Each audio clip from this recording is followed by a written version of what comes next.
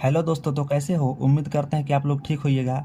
आज हम आपको समांतर श्रेणी सिखाने वाले हैं। ठीक है, एनवा पद कैसे ज्ञात किया जाता है आज हम आपको यही सिखाएंगे। तो चलिए वीडियो को शुरू करते हैं। देखिए, यहाँ पर जो दिया हुआ है 3, ठीक है, इसे बोलते हैं प्रथम पद, ठीक है, जिसको ए से सूचित करते हैं। तो पहले यहाँ पर हम लिख लेंगे हल।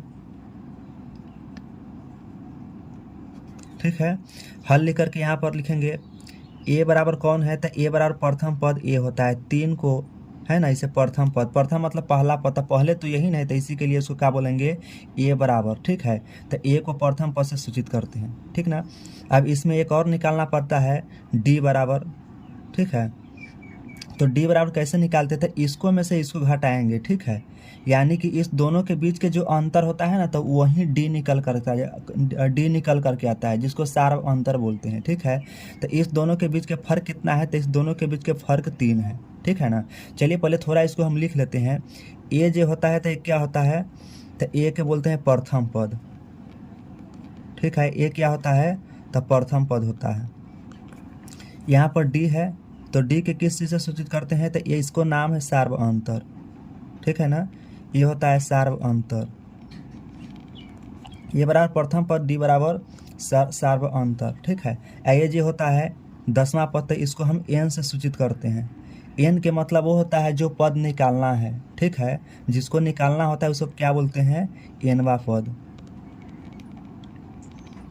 चलिए ठीक है, तो देखिए यहाँ पर ए बराबर प्रथम पद, डी बराबर सार्वंतर, एन बराबर जो निकालना है, तो यहाँ पर 10वां पद निकालना है, तो इसको हम एन से सूचित करेंगे। ठीक है, चलिए देखते हैं। अब इसमें एन बराबर कितना होगा, तो एन बराबर यहाँ पर 10 है।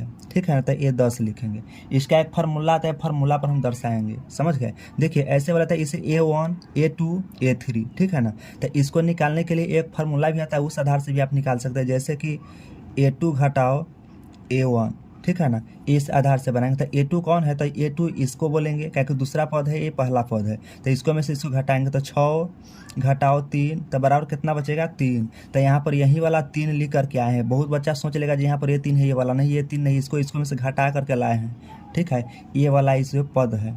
तो चलिए, ये प्रथम पद डी सार्व अंतर एन, जो इसको निकालना है, तो यही 10वां पद निकालना है। तब यहाँ से हम एक फार्मूला लिखेंगे। ठीक है, फार्मूला था ए एन बराबर ए प्लस इंटू एन माइनस 1। ठीक है, इंटू डी। तो ए क्या होता है, फार्मूला, इसी फार्मूला पर बनाएंगे, तो ये तो फार्मूला है। ठीक है, अब एन की जगह ए पहले लिख लेंगे। ठीक है, यहाँ पर 10वां पद निकालना है, तो यहाँ पर 10 लिख देंगे, बराबर लिख दीजिएगा। ए बराबर कौन है, 3 है, तो यहाँ पर लिखेंगे 3।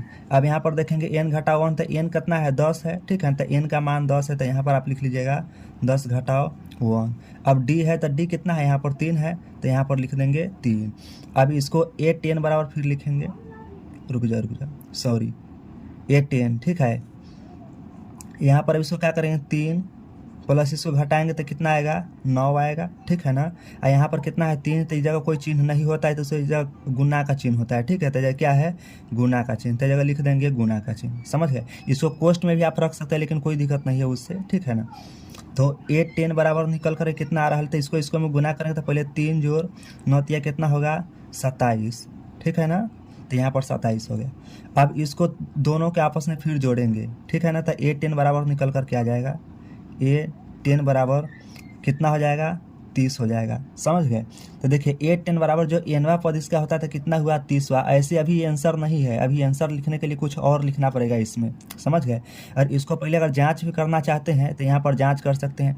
इसका अंतर है कितना, 1 2 3, तो हम 3 को ना लिखे हैं। आप इस तरह से 3 6 9 12 15 18, है ना, इस तरह से आगे लिखते चले जाइएगा। जब 10 पूरा हो जाएगा बस छोड़ दीजिएगा, जहाँ पर 10 होगा वहाँ पर कंप्लीट कर देंगे, तो उस जगह पर क्या हो जाएगा, एनवा पद वहीं निकल करके आएगा। तो ठीक है, तो ये ऐसे लिखने का तरीका वो थोड़ा अलग है। समझ गए। बाकी आंसर उतना ही मिल करके आएगा।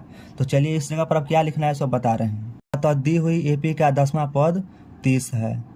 ठीक है, बस ये आपका आंसर निकल करके आ गया।